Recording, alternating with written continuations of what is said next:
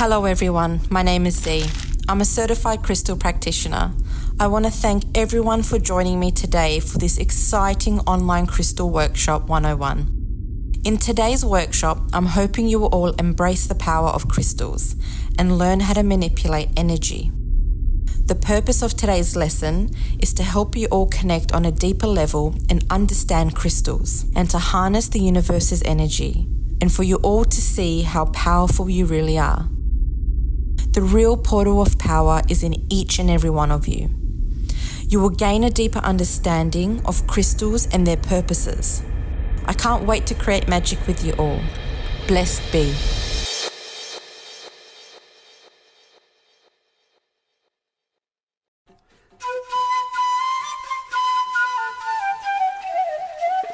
What are crystals and how are they formed? Crystals are minerals which are distinguished from the rest of nature by their incredible regular geometric structure. When this structure is able to express itself on the outside, you get a beautiful geometric shape which then becomes the birth of a crystal. As the magma moves towards the Earth's surface, it crystallizes to form young hot igneous rocks. The heat from these rocks drive groundwater towards the surface. As the water cools, ions precipitate out as mineral crystals, including quartz crystals from silicon and oxygen.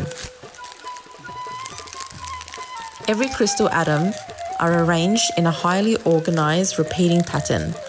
This pattern is the defining feature of a crystal.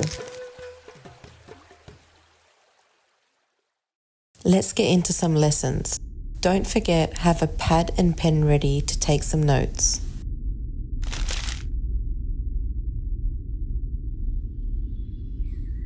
Let's go through some of the most popular crystals used in healing. Rose quartz, amethyst, smoky quartz, and clear quartz. I'll go through each one and describe what meanings they have on a spiritual level. Let's start off with clear quartz. Clear quartz is a crystal that enhances mental clarity and can help with emotional stability. It is popular in meditation and restorative work. It also is used to manifest anything that you desire. Clear quartz is an amplifier, so beware if you're quite a nervous person and suffer from anxiety, sometimes it can heighten these emotions. It's important to break down this crystal with some rose quartz or a low vibrational energy crystal if you suffer from anxiety or panic attacks. Clear quartz has the capacity to absorb, store, release, and regulate energy. It resonates with all of the chakras. Quartz enhances spiritual growth and awareness and wisdom. Clear quartz is the only crystal known to be programmed. Amethyst is often viewed as a stone of peace. Some believe that amethyst's calming presence produces soothing dreams by bringing the dreamer more in tune with the divine. It is a stone that helps you connect to source and brings wisdom to the beholder.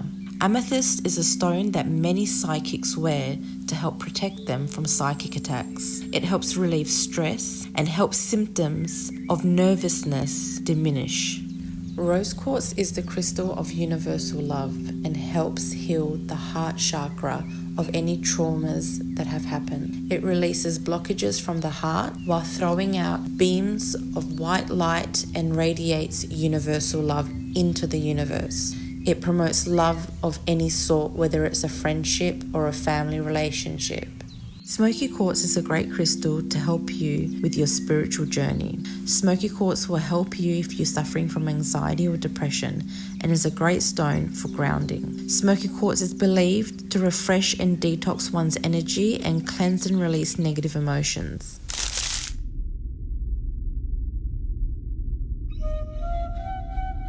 Incorporating crystals into your daily life.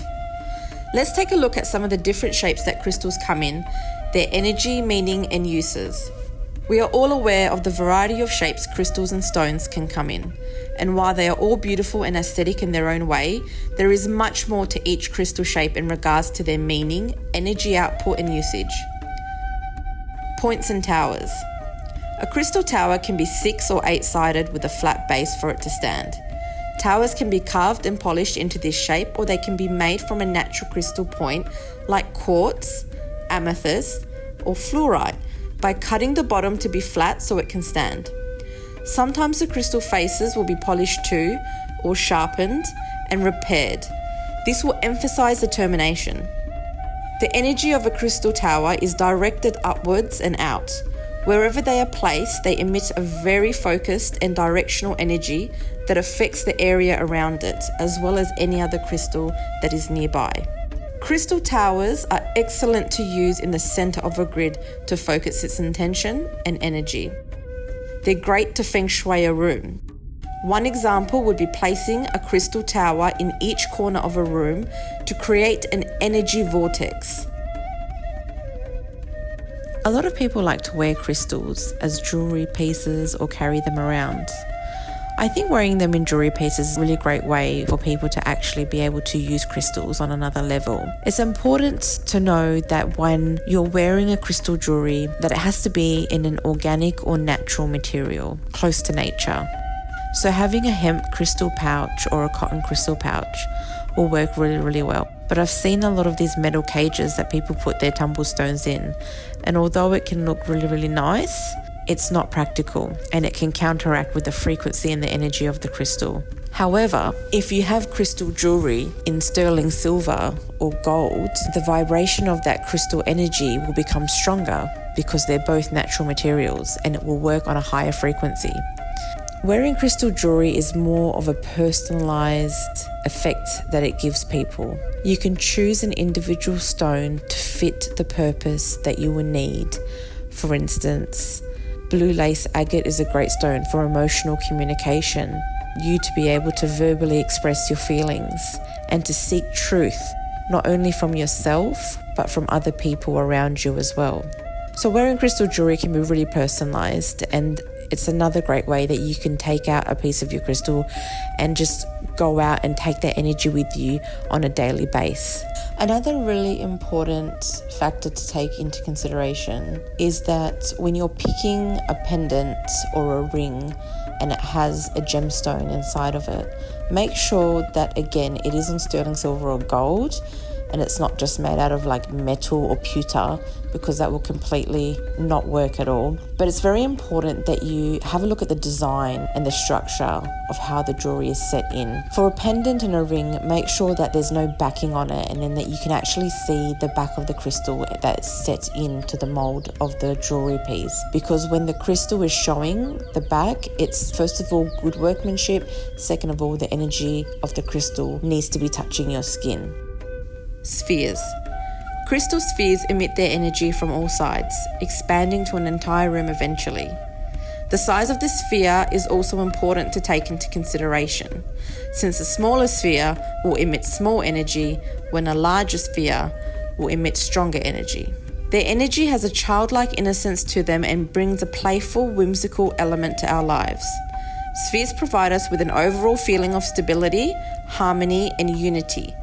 Since the crystal energy is very balancing, the circle resembles the circle of life and brings in life force energy and wholeness. Program your crystal sphere with a specific intention to release energy whenever it's placed to aid you in meditation or in a particular problem or healing a certain emotion. Place a crystal sphere in the center of the grid to emit energy and tension gently and evenly, connecting the life force energy that runs within us to the energy of the grid, which makes it more personal. Freeforms and flames. A freeform is a chunk of material that is carved typically in an irregular rounded shape. Sometimes if a stone grows in a particular way or requires a specific type of cut or polish, they will appear more flat. Freeforms come in all different shapes and sizes. A flame is quite similar to a freeform, but they taper off at the top and they resemble more of an organic movement. They're great for statement pieces and a decorative piece at your home. Depending on the material of the crystal, you can use a freeform or flame for crystal gazing. Some people like to place their hands on freeforms and flames to reset their own energy and charge and cleanse themselves. Hearts. Hearts are very similar to palm stones. Hearts can range in many different sizes and styles. You can get large hearts, small hearts, or double hearts. They connect with the energy of the heart chakra and emit their energy in a very loving and gentle manner, while giving us a sense of peace and harmony. Hearts can be good for those who are extra sensitive to energies of crystals, since their output is much softer. Crystal hearts are wonderful to aid in heart chakra healing. They can be programmed with specific intentions if you wish to do so. Hearts that are green or pink, such as rhodonite, rose quartz, or green aventurine, will have an even stronger attunement to the heart chakra. Palm stones. There are many types of palm stones: thumb stones, worry stones, gallets, and touchstones. They each have specific features. Thumb and worry stones are smaller in size and sometimes have an indent on the top to place your thumb. Palm stones are equal in size and proportion, so they can be in a circular or oval shape. Gallets are bigger in size. They're usually more circular and chunky because they stay true to the nature of the material when it was found. Touchstones are extra large palm stones, sometimes like a freeform. Palm stones are perfect to hold during meditation due to their size. You can also place a palm stone underneath your pillow and it will help you to sleep. Or you can hold it in your hand while you're trying to fall asleep. Wands. Crystal wands come in many varieties ranging in shape, size and type. Some wands are double terminated with a point at each end. Some are pointed at one end and rounded at the other. And some wands are rounded at both ends. These are typically called massage wands. They can be faceted with 6 sides or fully rounded and smoothed. You can even use a natural crystal point as a wand. Each shape and type of crystal wand will have a different effect on your energetic field. Wands allow for energy to flow and be directed. Their long shape allows for energy to travel up and down as well as in and out. They can be helpful for releasing negative energy or bringing in healing energy. Wands are traditionally tools for healing. You can use a crystal wand to scan the body to intuitively pick up on and locate energy blockages, and then to move them throughout your aura and your chakras.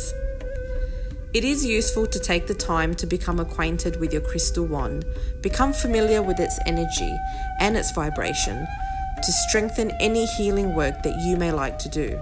You can charge other crystals with your crystal wand. Typically, crystal wands are used in spell work, rituals, moving or directing energy. Use a wand as a writing utensil to air draw out affirmation words or manifestation.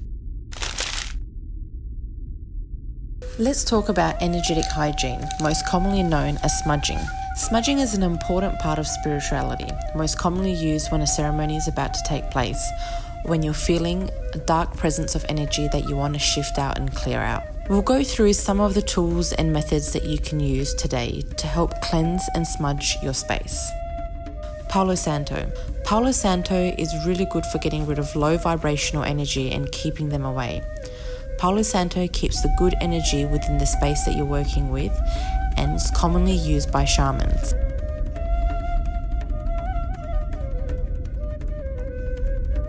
White Californian sage. Sage has antimicrobial properties and is an ancient practice to the Native Americans. Burning white sage has long been used to connect to the spiritual realms or enhance intuition. Burning sage historically has been used to help with spiritual dilemmas. Frankincense. Frankincense is a resin that comes from the trunk of the boswellia tree. Frankincense was gifted to kings in ancient times and was even more expensive than gold at one point. It has been used throughout history to heal the mind and the soul and spirit. People have reported getting a natural high of frankincense as it helps you connect to the source. The antimicrobial properties in frankincense help cleanse your space while allowing you to have a spiritual experience. Salt. A bowl of salt is commonly considered to be a good cleanser. Place a bowl of salt in all of your corners of your space, leave for 1 week, and this will absorb all the negative energies and balance out the flow of positive energies within your home. Frequency music. Not many people know about using frequency music to cleanse your space. Metallic sounds from bells and crystal bowls can cleanse your space. These frequencies penetrate resistant energies that smudging alone cannot cleanse. You will automatically feel the energy shift when cleansing with frequency, as it emits electro-vibrational charges within the atmosphere. People have reported a buzz-like feeling after frequency clearing has taken place. Now that we've gone through some of the different tools that you can use to cleanse your space with, let's talk about how to smudge your space correctly. So first thing that you want to do is clean your house from top to bottom. Vacuum it, dust it, and mop it. Your environment has to be completely clean and sanitary before you smudge. A lot of people miss this step and it doesn't do a satisfactory job when you're smudging. You can really feel the difference if your house is clean. Open up your windows. You have to open up your windows to let the old energy out. Let the smoke hit the corners of each room if you're working with Palo Santo or sage. Any type of burning smoke will need to hit the corners of each room. This includes resins like frankincense and myrrh. Once you've cleansed your space, you want to remember to fill it back up. You don't want to create a vacuum. You can do this by burning incense or playing frequency music. I would also recommend getting a clear quartz and charging your intentions into that clear quartz, then placing it in the cleansed room and leaving it there for an hour. A common question I get asked is, how do you choose your crystal, or how do you know what crystal is right for you? The best advice I can give you is to allow your intuition to help guide you. It is so important that you're in tune and you're connecting with your crystals when you are choosing them. Crystals usually choose you.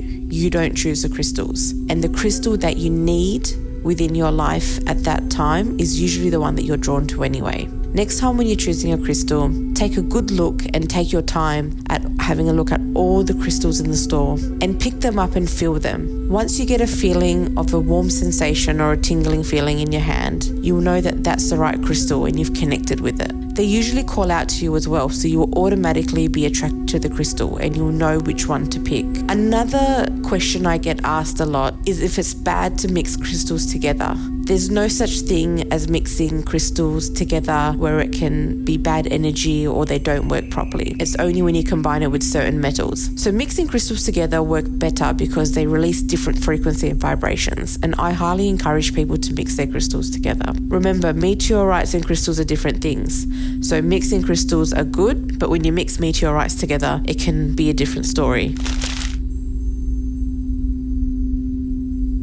So my favorite part is making crystal grids. I've always loved crystal grids. Let's talk about what a crystal grid is and how you're all able to make one. I'll read something out that Judy Hall describes as what a crystal grid is, and I think it's just such a beautiful way that she's written it all out. Crystal grids are energy transmitters laid out accordingly to the principles of sacred geometry, ranging from the simplest shapes to the most complex forms. They harness fundamental forces of the universe, synergizing them with crystal vibration into the vast energetic net. They fill the space with beneficial energy.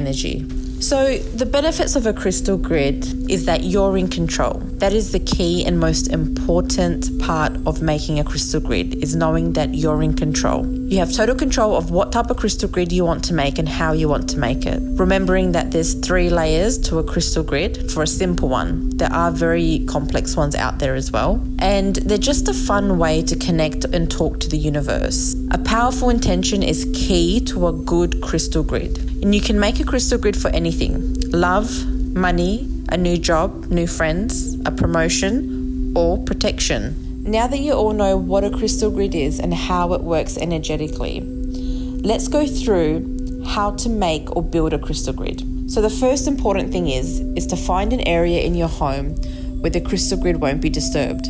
A high traffic area is not recommended. After you've built the crystal grid, keep it out for at least a week undisturbed. The longer you leave it out, the better it is. Smudge your space and your crystals before you begin. Grab a center stone. It's important that this stone is placed in the middle of the grid. It is known to be the life force of the crystal grid. I recommend a clear quartz because they're perfect for programming. The center stone is also known as an anchor stone. A tumble stone is fine, but I would definitely go with a point because it's an energy transmitter and it will be throwing out messages to the universe. So the point is quite symbolic in this case. Place the remaining stones you have around your anchor stone, making a circle. With each stone that you're placing out, put your intentions into that crystal as you're laying it out. Repeat the same process again around the first circle that you've created. So you'll have 2 circles. After you've done that, it's important to activate your grid. A lot of people miss this step. It's so important. Grabbing a point or a wand, start off by using your anchor crystal as the starter and point your crystal wand towards the anchor crystal. Then let your point guide you. After you've done that, thank your grid. And that's it. Your crystal grid is now complete. You can also write on a piece of paper your intentions and place it under the anchor stone. If you want to jazz it up a little bit, you can use little chips and little stones or little points through and in between the crystal grid that you've made. You can also use some little chips coming out of the crystal grid as well to make it look really nice. We've done a really basic and simple crystal grid and it's just as powerful. But if you do want to jazz it up and make it a little bit more fancy and a bit more complicated, you're more than welcome to. What are they? Chakras are a wheel-like vortex spinning in a circular motion within the body. They are energy vortexes, spinning discs that are placed in different points of the body. Today we'll focus on the 7 main chakras. What's fascinating is that chakras are aligned and connected with various organs throughout your body. When life gets hectic and stressful, your chakras stop working or spinning, which leads to the onset of one's mental, spiritual, and physical health. Let's take a closer look at what each chakra does and what color chart they're connected to. And also, we'll talk about how to keep the disc spinning. Your crown chakra is connected to the divine source. The color it's associated with is violet. The third eye chakra is connected to your intuition and your sense of purpose. The color it's associated with is indigo. Your throat chakra is connected to self-expression and the color it's associated with is light blue. Your heart chakra is connected to love, relationship and self-acceptance and the color it's associated with is pink or green. Your solar plexus is connected to personal power and ability to channel. The color it's associated with is yellow or orange. Your sacral chakra is connected to your sexuality and your pleasure center. The color it's associated with is deep red. Your root chakra is the carrier for your mindset and your sense of belonging and grounding. The color it's associated with is black. So imbalances within the chakra will completely throw the spinning discs out. Remember, through your chakras you can help balance all of your emotions, thought and your health. Now that we've covered what your chakras are and what they represent and what colors are associated with them, let's talk about what happens if your chakras are blocked and how we can unblock them. For example, if your throat chakra is blocked, you'll find it difficult to communicate on an emotional level and you'll be experiencing health issues like sore throats. You'll notice this as a regular thing. You'll also have issues with your thyroid, which is a gland that's located in your throat chakra. If your crown chakra is blocked, you'll notice things like migraines, headaches, forgetfulness, but also your intuition can be very off. These are subtle signs to show you that your chakras are blocked. Certain ways to unblock your chakras include meditation, poses in yoga that are connected with your chakras to help open them up, crystals that are associated with the chakra colors, placing them on the chakras that are blocked and leaving them for 5 to 10 minutes can help open up the chakras. Using a crystal wand and turning it in a clockwise motion can help open your chakras too. Pendulums are a great tool to use when wanting to open blocked chakras. Thank you all for taking the time and joining me today. Now that you have a wealth of knowledge on how to use your crystals, I highly encourage you all to incorporate it in your daily lives and see what a difference it will make. Love and light to you all.